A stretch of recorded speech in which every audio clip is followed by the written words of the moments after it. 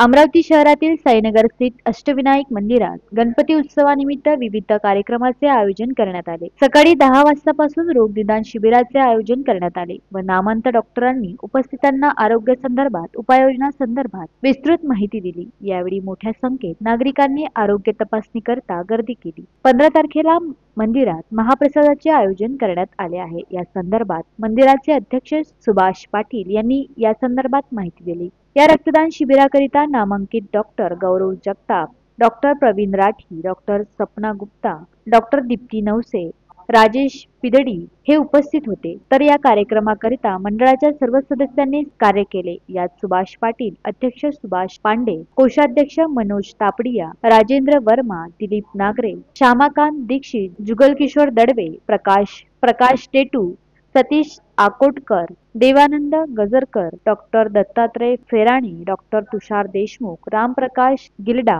अनिल कोल्हे, किशोर चौधरी, राजेंद्र इंगोले, बापूराव तालन यावेळी उपस्थित होते। Bureau report, the sting operation news, Amravati.